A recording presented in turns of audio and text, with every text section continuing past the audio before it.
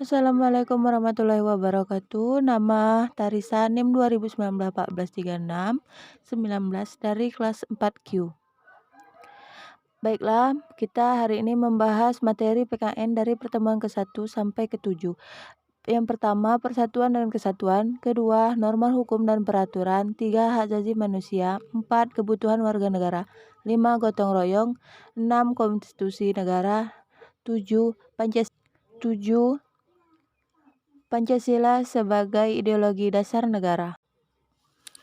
Makna persatuan dan kesatuan. Persatuan dan kesatuan berasal dari kata satu, yang memiliki arti utuh atau tidak terpecah belah. Kata persatuan dapat diartikan sebagai perkumpulan dan berbagai hal menjadi satu.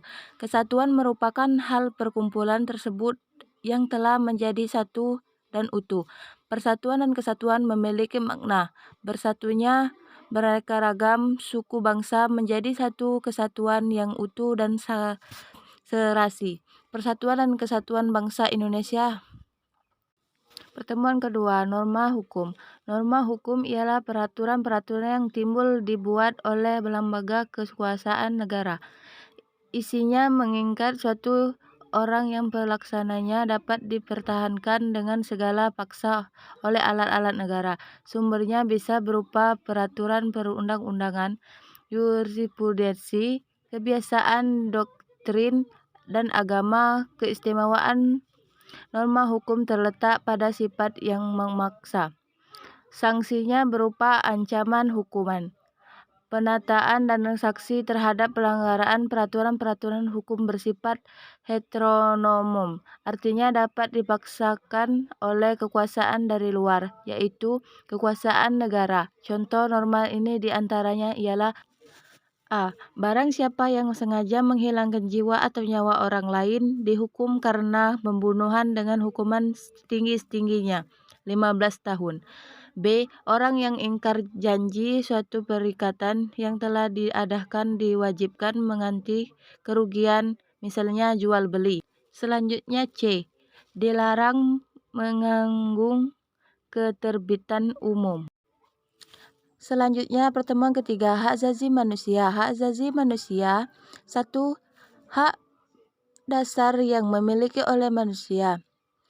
Artinya, bila tidak ada hak ini maka tidak bisa menjadi manusia. 2. Ada sejak lahir. 3. Tidak dapat diberi ampunan diambil. 4. Bersifat universal, artinya semua manusia tidak memandang asal-usul, tempat tinggal, agama, warna kulit, pasti memiliki. Baiklah, pertemuan keempat, warga negara. Warga negara merupakan terjemah kata citizen bahasa Inggris yang mempunyai arti warga negara. Petunjuk dari sebuah kota, sesama warga negara, sesama penduduk, orang setanah air, bahwa atau kawa.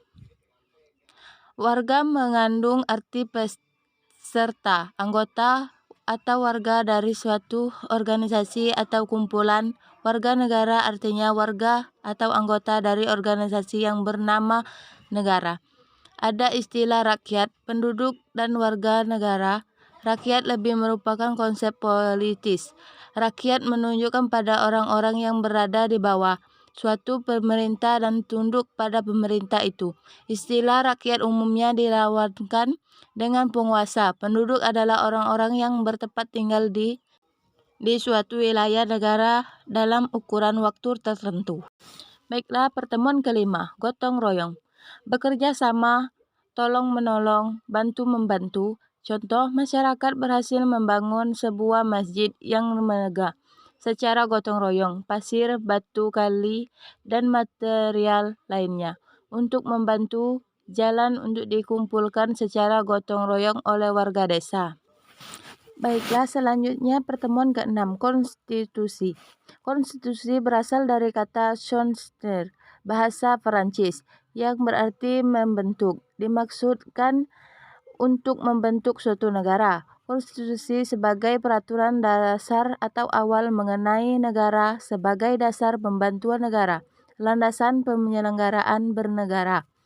Berarti 3. Berarti hukum dasar yang negara, hukum tertinggi negara, hukum dasar tertulis maupun tidak tertulis, pengertian luas. 4. Sebagai undang-undang dasarnya negara, konstitusi tertulis atau pengertian sempit. 5. Konstitusi penting bagi negara karena penyelenggaraan bernegara diatur dan didasarkan atas konstitusi. Dan pertemuan ke-7 terakhir, Pancasila sebagai ideologi berdasar dan negara. Istilah ideologi berasal dari kata ideal yang berarti gagasan, konsep, pengertian dasar, cita-cita, dan logos yang berarti ilmu. Jadi secara harafiah, ideologi berarti ilmu tentang pengertian dasar, ide atau cita-cita. Cita-cita yang dimaksud adalah cita-cita yang tepat sifatnya dan harus dapat dicapai sehingga cita-cita itu sekaligus merupakan dasar pandang paham. Ideologi yang semula berarti gagasan, ide, cita-cita itu berkembang menjadi suatu paham mengenai sepakatan nilai atau pemikiran yang oleh seorang atau sekelompok orang menjadi suatu pegangan hidup.